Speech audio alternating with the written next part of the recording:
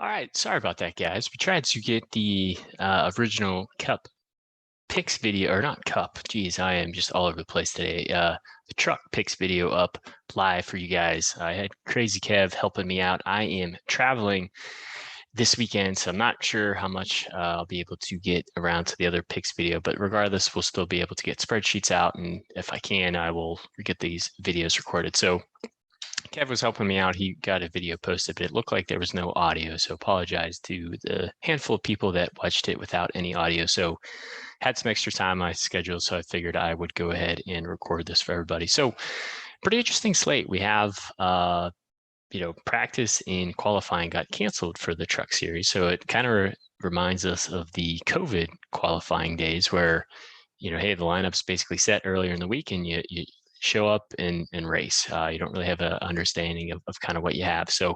what are we really using then? And what we're really going to use previous Pocono races and really just how these teams have been running so far this year.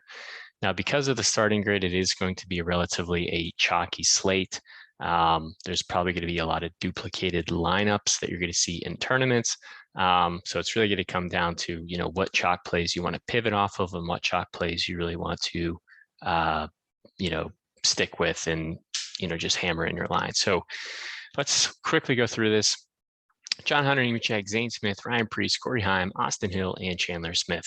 Now, the chalk plays are going to be Zane Smith, Ryan Preece, and Austin Hill. If you're playing cash games, I think some combination of those drivers are a good way to start.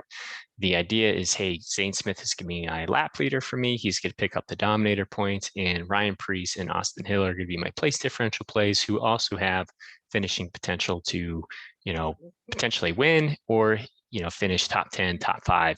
All three of those drivers are going to be extremely high owned. I think they're all going to be good tournament plays as well. Just know they're going to carry a lot of ownership. So if one thing happens to one of those drivers, in cash games, you might be okay just because everyone's going to be playing them. But in tournaments, one way to gain some good leverage on the field is maybe try to go a little bit underweight on the field on, maybe one or two of those drivers, or just say, hey, I'm going to go over the field on maybe, Zane Smith and Ryan Preece, and I'm going to go under the field on Austin Hill. Try to just gain some leverage that way and just hope that the players that you are going under the field on, hopefully they run into issues for you. So some other potential pivots in that range are going to be John Hunter, Corey Heim, and Chandler Smith. Chandler Smith would be kind of the contrarian play to Zane. I think everyone's going to plug Zane in thinking he's going to be the early lap leader. So if you go with Chandler Smith, that's one easy pivot you could potentially make right there. But it's going to be hard not to plug Zane in. And I think Zane has picking between the two, I would much rather plug Zane Smith in. But everyone's going to be doing that. So if you plug Chandler Smith in as your early lap leader, that's an easy way to get different right off the bat. Another thing is, I don't necessarily think Corey Heim is going to be relatively high owned just based off of, where Austin Hill and Ryan Preece start around him. And John Hunter Nemechek might just get overlooked a little bit because of those attractive place differential plays that we talked about there. So a little bit of a different approach with cash games versus GPP tournaments. Getting down to the 9K range, Hocevar, Eckes, Majeski, and Friesen. Basically all tournament plays. Wouldn't touch any of these drivers in cash games. They are interesting tournament plays I think are all going to be relatively low owned.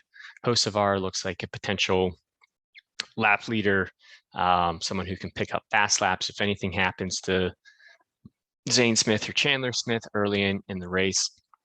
One of them has a restart violation or blows the tire, or maybe they wreck into each other. Well, hey, Hocevar is right in prime position to kind of take over.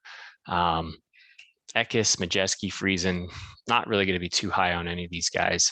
Maybe Majeski, just because I think he's shown the best speed out of the three of them there. I think he could potentially get up to the lead, maybe lead you some laps, pick up some fast laps. But all these drivers are just they're just tough to get to, but they're good ways to get different for tournaments, very risky plays. We talked about Ben Rhodes in the preview video. I still like him a lot for the picks video. Starts 11th. I think it's really easy for him to maintain his running position and, if not, move forward throughout the race. And he might get overlooked a little bit for kind of everyone just plugging in the place differential drivers. Enfinger's more of a tournament play. Ankrum, I might bump him down to, probably going to bump him down to medium. I just feel better about paying up for Ben Rhodes if you can. But Ankrum, Matt Benedetto, and Matt Crafton are all relatively similar plays. I do like the price discount you do get with Matt Crafton if you're not able to pay up for Matty D, Tyler Ankrum, or Infinger. And I think Matt Crafton probably is the better driver of those drivers that we mentioned. Tanner Gray, we know he's going to have good speed, just the finishes aren't always there, so he's a little bit risky. Don't really see Kaz Gralla, running up in the top 10 throughout the entire day. I think he starts a little bit too high. Haley Deegan is just asking for, an accident. Unfortunately, Colby Howard starts too high. Chalk Tate Fogelman, you know what happens when we get chalky Tate Fogelman. He's in the 26 truck, which is the same equipment as Matty D. So great cash games play. I don't think he's necessarily a bad tournament play either. Getting down to the 6K range, I think Todd Bodine's could be another attractive cash games play. Max Gutierrez is another interesting guy. Showed really good speed at Nashville early this year. Gives you some nice place differential.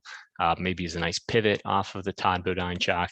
And that's what I would do. Like, just find the chalk play and then just try to find a driver who starts relatively around them or is priced near them, and just make, sometimes it could be as easy as just one pivot or potentially two pivots. And then you just kind of hope that the driver that you pivoted off of, unfortunately for them, but maybe fortunately for you, kind of gets into accident or has issues or mechanical failure or whatever it is. And then looking more at the bottom of the slate, there's really not too many drivers I like. I kind of like all the Nice Motorsports guys. We talked about them in the preview video. All of them look like basically the same play, from Dean Thomas, Lawless Allen, Chris Wright. I would say Dean Thompson gives you the most place differential upside. He's also the cheapest, but we're really only talking about a $200 difference in 3 starting positions between the 3 of them there. So really just kind of take your pick, I guess, between the 3 of them, who you're the most confident in. And then I'll probably bump Tyler Hill up to high here.